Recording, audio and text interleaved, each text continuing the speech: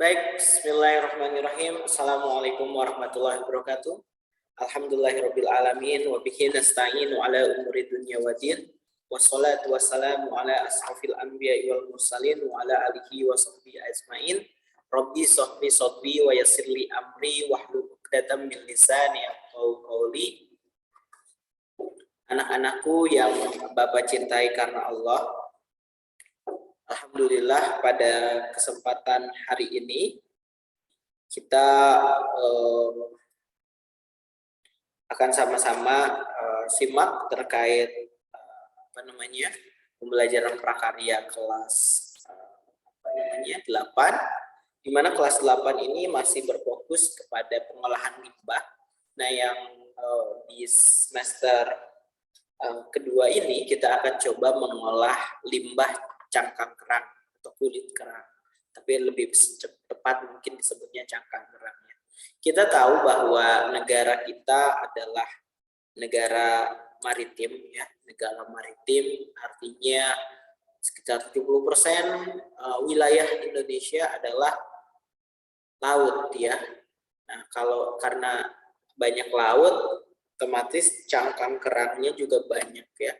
Bahkan di beberapa daerah di pesisir utara Jawa, pesisir selatan Jawa, misalnya di pulau yang sedang kita tinggal di saat ini, itu banyak sekali cangkang kerang. Kan cangkang kerang ini itu dari kerang-kerang yang sisa-sisa ini, ya, kehidupan kerang.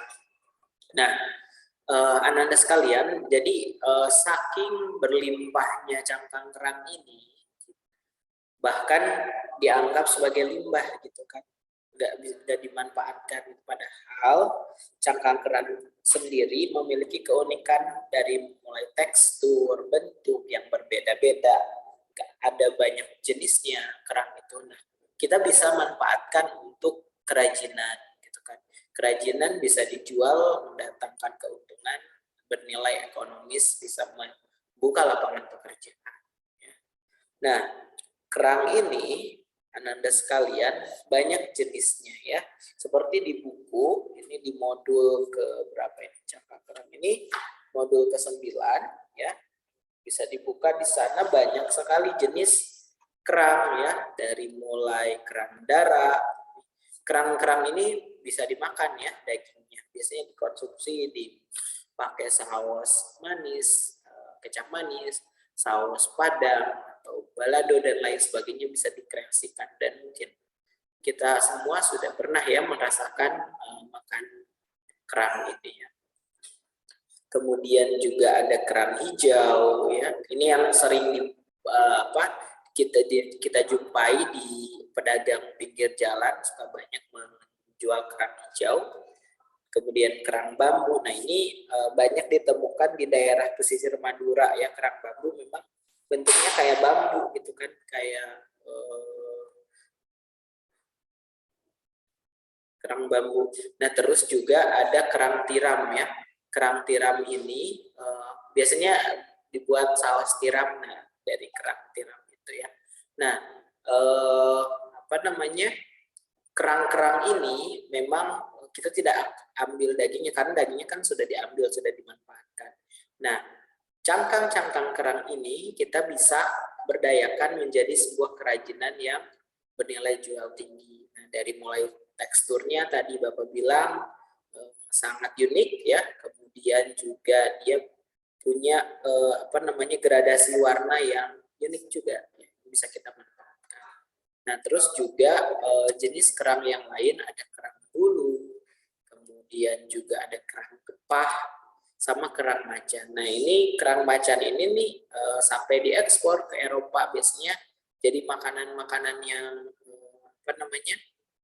yang cukup bergengsi di berbagai restoran di Eropa, banyak diekspor, ya. Dan sebetulnya kalau kan istilahnya nggak dimakan kan kerang cangkangnya, bisa kita olah jadi kerajinan yang menarik karena juga coraknya yang uniknya, ya, seperti itu. Nah, banyak kerajinan seperti cermin, seperti kotak tisu, seperti dekorasi rumah, dan lain sebagainya yang bisa kita manfaatkan dari kerajinan cangkang kerang ini, dibuat dari limbah cangkang kerang. Nah, Ananda sekalian, sorry ini maksudnya cara pembuatan cangkang kerang ya. Jadi cara pembuatan cangkang kerang ini, yang pertama pilih cangkang kerang yang kuat dan bagus, ya dipilih, jangan yang hancur gitu kan. Kalau hancur ya mungkin cara penempelan kerajinannya juga beda-beda. Mungkin ada yang caranya dihancurkan juga ada.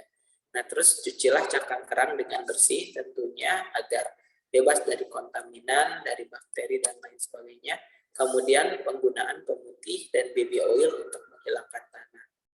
Nah, jadi pemutih itu untuk menghilangkan tanah, sama kalau baby oil itu untuk membuat kerangnya berkilau gitu kan. Nah, tapi perlu diperhatikan pemakaian pemutih ini, jangan sampai ini terlalu banyak perbandingannya satu air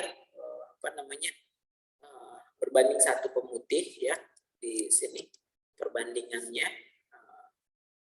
Jadi jangan terlalu banyak, nanti bisa merusak tekstur kerangnya sendiri. Nah, terus juga rendam di kerang di dalam larutan tersebut. Kemudian setelah kotoran terlepas, angkat kerang dari larutan, kemudian bilas kerang sampai bersih, kemudian oleskan baby oil untuk membuat kerang berkilau.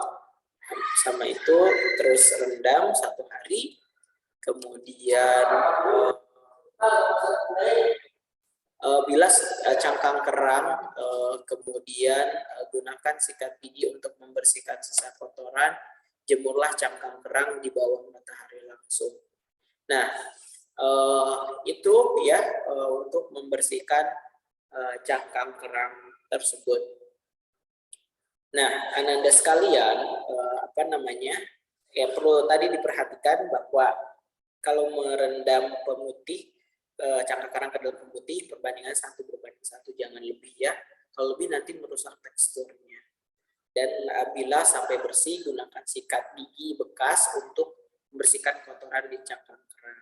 Tapi sebetulnya Ananda juga bisa membeli kayak cangkang kerang yang sudah bersih, gitu.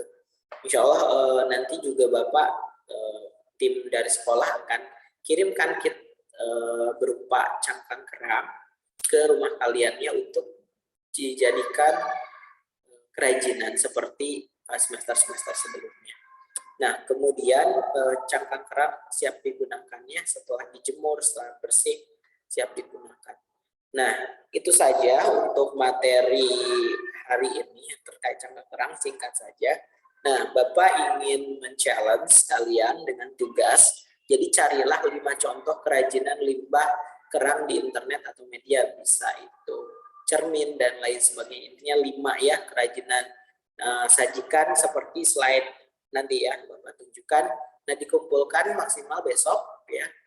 Besok hari ini Kamis ya 6 Januari pukul 15.00. Jadi kan masih banyak waktu. Kumpulkan ya tepat waktu agar nilainya bagus. Nah, contohnya seperti ini, seperti yang waktu seni budaya, kalian coba cari cermin, ini contohnya cermin motif kerang.